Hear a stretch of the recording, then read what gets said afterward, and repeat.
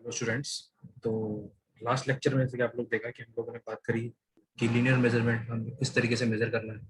ठीक है, किस तरीके से लीनियर मेजरमेंट में कौन कौन से इंस्ट्रूमेंट यूज होते हैं, कौन कौन से तरीके हैं। वो देखने के बाद हमने देखा कि हमने जो मेन बात करी वो चेन के ऊपर बात करी कि चेन कैसी होती है, चेन में हैंडल कहाँ होता है, ठीक है, लिंक कहाँ होते हैं, और टैलीज कहाँ होती हैं जो ब्रास की लगी होती हैं। ठीक, तो वो सब चीजें हम लोग पिछले लेक्चर में देख चुके हैं। तो अब जो हमें लेक्चर में देखना है वो आगे स्टार्ट होता है हमारा फीते के बारे में, टेप के बारे में। जो कहा चेन के बारे हमने लास्ट जो छठा पॉइंट था हमारा लीनियर मेजरमेंट का, वो जरीब यानी चेन और फीता था। तो हम लोग जो बात करेंगे वो बात करेंगे किसके बारे में, टेप के बारे में बात करेंगे। ठीक है, फीता। अब टेप यानी फीता जो होता है वो क्या होता है, देखो फीता जो है किसका बना होता है, एक तो कपड़े का होता है बना। अगर आपने फीते देखे होंगे सबने, उस कपड़े के साथ साथ उसमें क्या क्या होता है, कपड़े के साथ साथ होते हैं वायर्स होते हैं, कुछ क्या होंगे आपके, वायर्स होंगे। एक तो कपड़ा होता है, कपड़े के साथ साथ क्या होते हैं आपके, तार लगे होते हैं, बारीक बहुत बहुत बारीक तार होते हैं, तार लगे कपड़े जिसे बोलते हैं, तार लगे कपड़े। ठीक है, और क्या होता है इसमें, इस्पात लगा होता है, स्टील के भी फीते होते हैं आपके। ठीक है, तथा क्या बना होता है, इनवार लगा होता है। इनवार एक मटेरियल होता है, एक बताऊंगा इनवार क्या होता है, इसके बारे में बात करेंगे, इनवार कौन सा मटेरियल होता है। ठीक है, तो ये पतली पट्टी का बना होता है फीते जो होते हैं, और ये हमारे कुछ इस प्रकार से होते हैं, चार टाइप के होते हैं। ये भी कितने प्रकार के होते हैं, चार प्रकार के होते हैं। अब इनके प्रकार देख लेते हैं पहले वन बाय वन। पहला जो प्रकार होता है दैट इज योर क्लोथ और लीनन टेप, कपड़े की पट्टी का फीता, कपड़े की पट्टी का फीता। दूसरा क्या होता है आपका, दूसरा होता है मेटेलिक टेप। मेटेलिक टेप, तारों द्वारा प्रबलित कपड़े, तारों द्वारा प्रबलित, यानी प्रबलित का मतलब होता है उसमें तार लगा के, तार के अंदर जो है कपड़ा लगा दिया है, प्रबलित कपड़े। ठीक है, नंबर तीन कौन सा होता है आपका, स्टील टेप। जो हम वहां भी बात कर रहे थे वो यहां ना पढ़ के यहां पढ़ेंगे, स्टील टेप यानी इस्पाती फीता।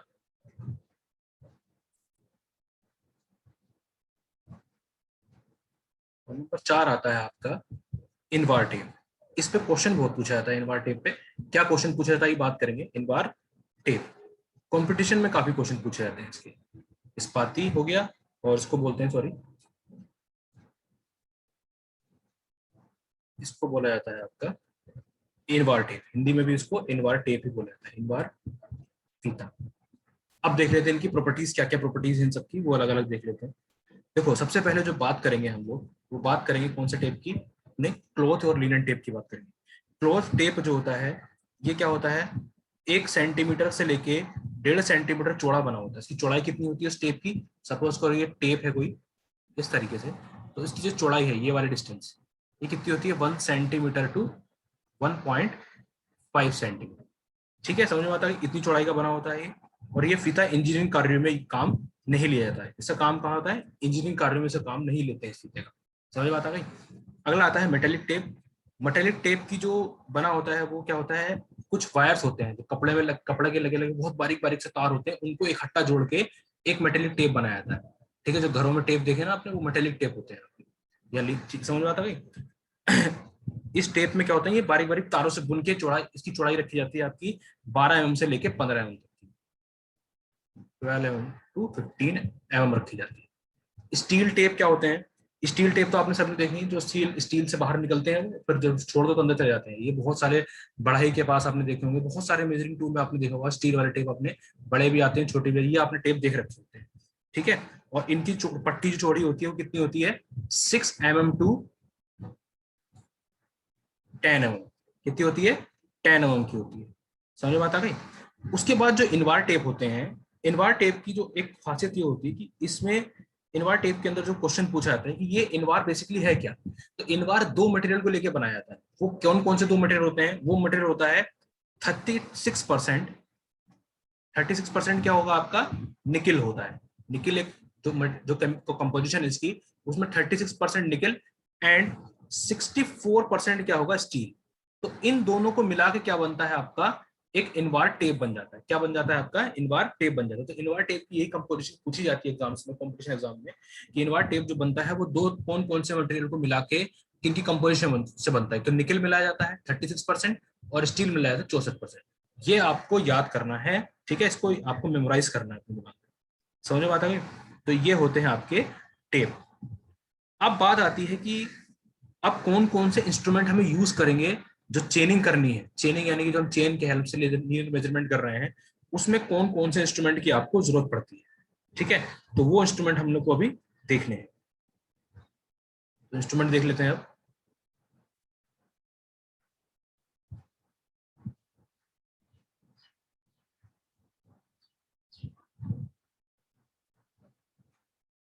Instrument used for चेनिंग।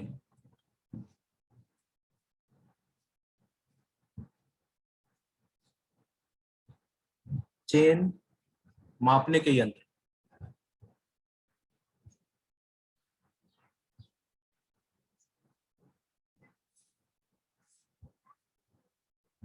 चेन मापने के यंत्र। अब कौन कौन सी यंत्र होते हैं उनको और देख लेते हैं।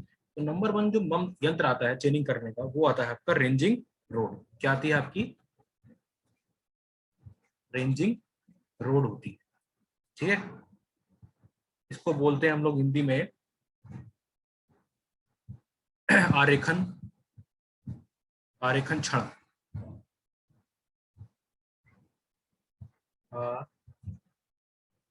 आरेखन क्षण।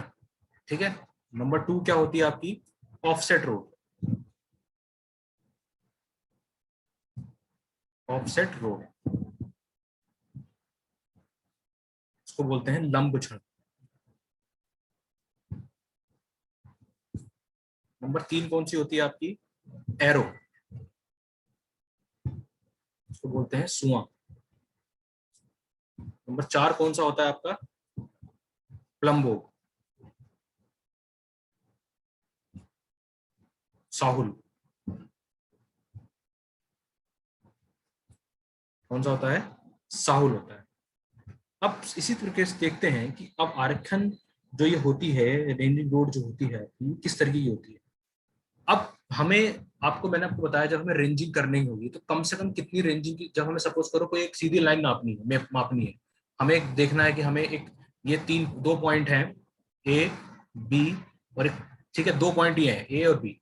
तो हमें दोनों की सिधाई देखनी कि ये दोनों पॉइंट एक दूसरे की सिधाई में है या नहीं है। अगर मैं इसको यहाँ से देखूंगा तो ऑब्वियस सी बात है, मुझे सीधा लगेगा, और मैं इसको यहाँ से देखूंगा तो ये भी मुझे सामने ही दिखेगा। बट अगर इन तीनों के बीच में मुझे एक स्थापना करनी है कि हाँ ये दोनों पॉइंट आपस में बिल्कुल सही है, तो मुझे एक सेंटर में सी पॉइंट लेना पड़ेगा। अगर ये तीनों पॉइंट एक लाइन में आएंगे तब तो ये दोनों पॉइंट क्या है, अपनी जगह स्थापित हो जाएंगे कि ए पॉइंट अपनी जगह ठीक है और बी पॉइंट अपनी जगह ठीक है। तो इसलिए रेंजिंग करते वक्त हमें कितनी रेंजिंग रोड की जरूरत पड़ती है, 3 पॉइंट की। 2 पॉइंट में हम कभी भी रेंजिंग नहीं कर सकते। तो वो तो चलो अलग अलग कहानी हो गई। लेकिन अभी हम लोग क्या देख रहे हैं कि रेंजिंग रोड क्या होती है। तो रेंजिंग रोड देखो क्या होती है, ये मार्केट में अवेलेबल होती है हमारे पास। ये 2 मीटर की इनकी लेंथ होती है और 4 mm की क्या होती है, इनकी डायमीटर होती है। ठीक है, जो मार्केट में अवेलेबल है, 2 मीटर लेंथ, 2 से 4 मीटर की मिलती है। 2 से 4 मीटर की length and 4 mm diameter. Diameter कितना होता है वो, 4 mm होता है। होती कैसे है देखने में, सिंपली ये रेंजिंग रोड होती है इस तरीके की, ऊपर से थोड़ी नोकीली होती है इस तरीके से गोलाई टाइप में, नीचे से क्या होती है, थोड़ी सी नोकीली होती है। नोकीली होती है ताकि जमीन में गड़ जाए। अब ये गोलाई के बाद क्या होगा, इसमें अलग अलग पट्टियां होती है। ठीक है, ये पट्टी होती है, या तो कौन कौन से कलर की होंगी, ब्लैक, व्हाइट और रेड। इसी कलर की क्या होती है, ये रेंजिंग रोड बनती होती है। लेंथ मैंने आपको बता दी। तो ये लंबाई होगी, एक सिंपल गोल रोड सी होती है। ऑफसेट रोड, ऑफसेट रोड भी बिल्कुल इसी तरह की होती है, सेम लेंथ की अवेलेबल होती है, बट ये गोलाई में होती है। वो क्या होती है, चपटी होती है। कैसी होती है, चपटी होती है। कैसी होती है, चपटी होती है। और दूसरा डिफरेंस क्या होता है, इसके टॉप, उसके टॉप पॉइंट पे, जैसे ये रोड है,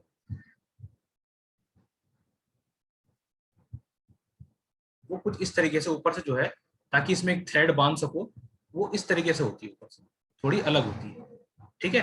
बाकी बिल्कुल सेम होती है, चपटी होती है। उसमें भी सेम पट्टियां होती हैं, 3 तरीके की, रेड, व्हाइट और ब्लैक पट्टियां होती है। एरो, एरो देखो कुछ इस तरीके से होता है,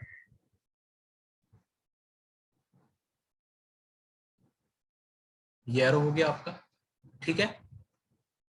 प्लम बॉब जो आपने साहुल सब में देखे ही हैं, जो गोल होते हैं, जो हम मिस्त्री वगैरह काम करते हैं, इसको धागे से लटका के बाद देखते नहीं कितनी सिधाई आ रही है, कितनी गोलाई आ रही है, तो वो क्या होते हैं आपके, प्लम बॉब होते हैं, ठीक है। थ्रेड, ये थ्रेड लगा हुआ है इसके अंदर, और ये कोई एक स्ट्रिंग लगी हुई है, ये थ्रेड हो गया, और एक इंस्ट्रूमेंट हो गया जिसके थ्रू हमने क्या करा, इसको प्लम बॉब को नीचे लटका रखा, ठीक है। साहुल टाइप का जो होता है, गोल गोलाई टाइप का। तो ये बेसिकली ये इंस्ट्रूमेंट होते हैं जो हम लोग यूज करते हैं अपने किसके अंदर, लीनियर मेजरमेंट करने के लिए, ठीक है। समझ में बात आ गई। और जो इसकी लेंथ होती है एरो की, वो होती है 25 सेंटीमीटर से 40 सेंटीमीटर के बीच में। कितनी होती है, 25 सेंटीमीटर से 40 सेंटीमीटर के बीच में होती है, ठीक है। तो ये तो कहानी हो गई आपकी सब चीजें। नेक्स्ट चीज जो आती है आपकी, वो आती है, हम लोग बात करेंगे अब एरर्स की, कि जब हम चेनिंग करेंगे यानी जरीब के द्वारा हम रेखा में दूरियां नापेंगे, तो कितने टाइप की क्या होती हैं आपकी एरर होती है, ठीक है। वो और देखना। नेक्स्ट टॉपिक आता है हमारा एरर्स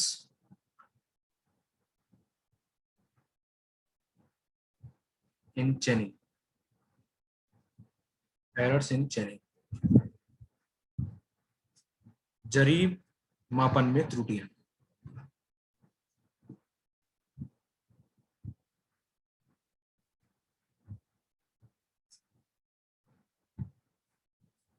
जरीब मापन में क्या क्या त्रुटियां होती, तो सबसे पहले हम त्रुटियों की अगर हम बात करें, तो हम लोग बात करते हैं 2 टाइप की त्रुटियां हम लोग देखते हैं, बेसिकली 3 टाइप की त्रुटियां होती हैं, तो वो देखो पहले, फिर उनके अंदर क्या क्या होता है वो बात में।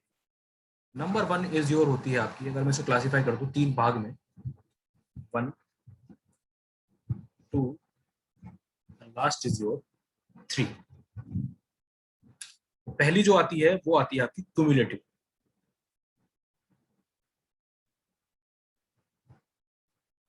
क्यूमुलेटिव, ठीक है, क्यूमुलेटिव एरर्स, इसको बोलते हैं हिंदी में क्या बोला जाता है,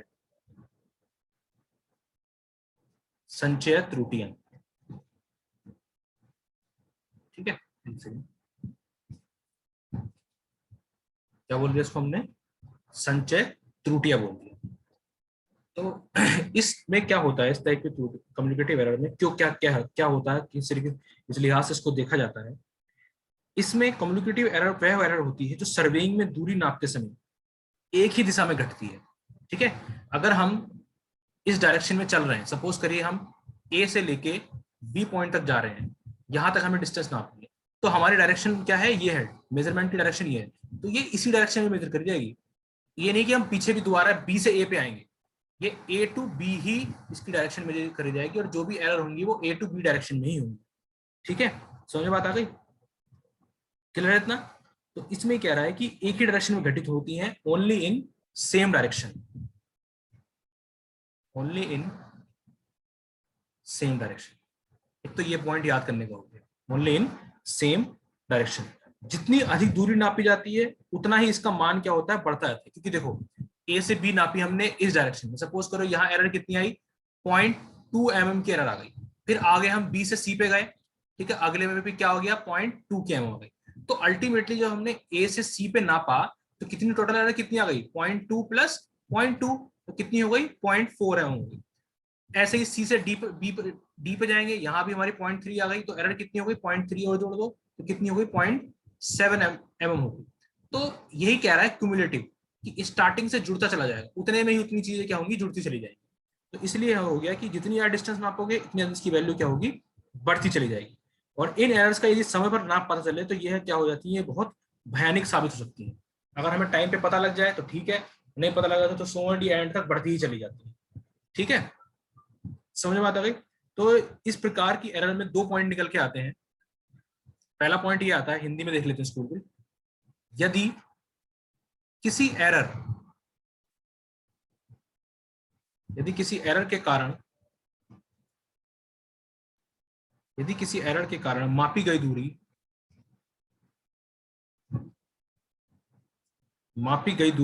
वास्तविक दूरी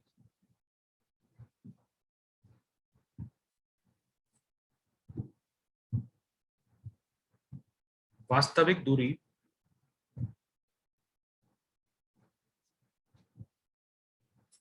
वास्तविक दूरी से अधिक है होती है, तो इसे पॉजिटिव एरर कहा जाता है। तो इसे पॉजिटिव एरर कहते हैं। समझ में आ रही बात ये भाई? यदि किसी एरर के कारण मापी गई दूरी वास्तविक दूरी से अधिक है, सपोज करो आपने एक 2 पॉइंट नापने थे, ए से बी पॉइंट नापना था, और हमने कहा कि इसकी दूरी कितनी होगी, 20 मीटर होगी। हमने कह दिया 20 मीटर होगी, लेकिन आपने जब क्या करा, मापी गई दूरी वास्तविक दूरी से अधिक होगी, और जो आपने नापी है वो कितनी निकल के आई, 21.5 मीटर बन के आई। तो ये क्या हो गई, बड़ी है जो आपने नापी है, लेकिन वास्तविक कितनी है, 20 मीटर है। तो ये एरर कैसी है आपकी, 1.5 मीटर की एरर क्या होगी, पॉजिटिव एरर हो जाएगी।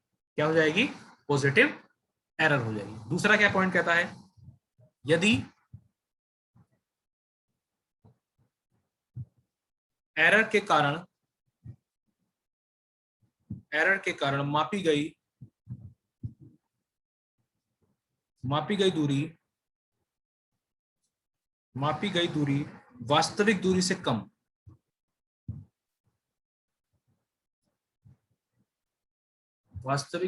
कम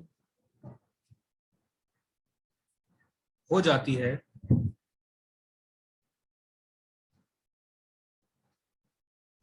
तो इसे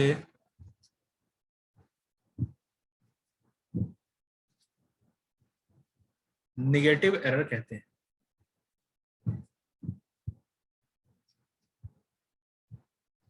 तो क्या कहते हैं इसको, नेगेटिव। सेम ऐसे ही कि भाई 20 मीटर नापनी थी और आपने कितनी नाप दी, 19.5 मीटर नाप दी, तो 0.5 क्या हो गई आपकी, ये निगेटिव एरर हो गई।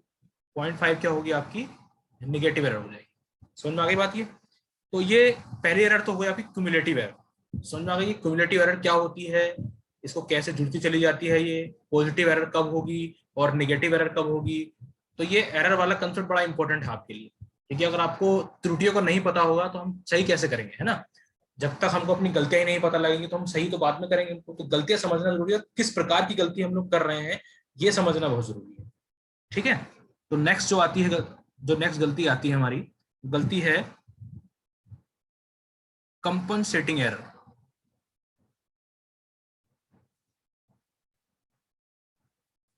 कंपनसेटिंग एरर, इसको बोलते हैं समकारी त्रुटि।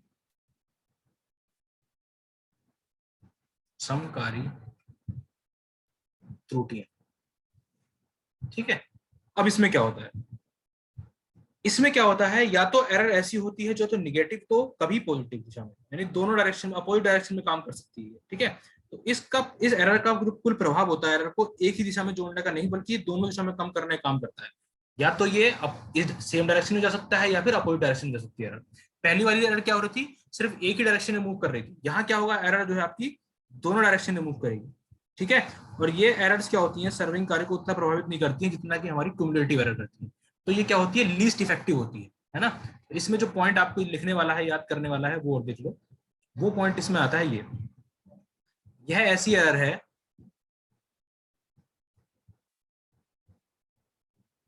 यह ऐसी एरर होती है जो कभी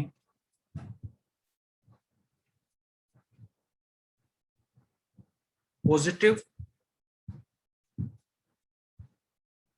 तो कभी निगेटिव दिशा में घटित होती रहती है, दिशा में घटित होती है।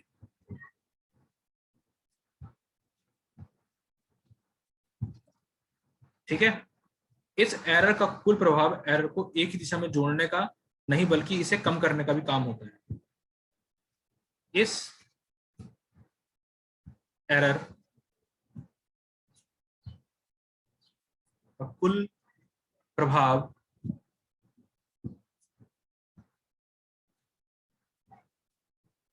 एरर को एक ही दिशा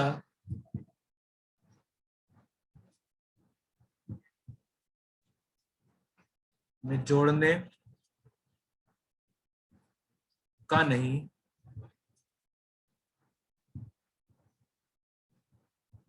बल्कि इसे कम करने का भी होता है, कम करने का भी होता है। और इसी रीजन की वजह से ये क्या होती है, ये क्युमुलेटिव नहीं है, कंपनसेट कर रही है, नाम से समझ रहे हो है ना। तो ये क्या करती है, कम प्रभावकारी होती है एज कंपेयर टू आपका क्युमुलेटिव। समझ गए। तो एक प्रकार की एरर तो आपकी ये होगी। नाउ मूव करते हैं तीसरी टाइप के एरर पे, it is your third type की आती है पर्सनल मिस्टेक्स।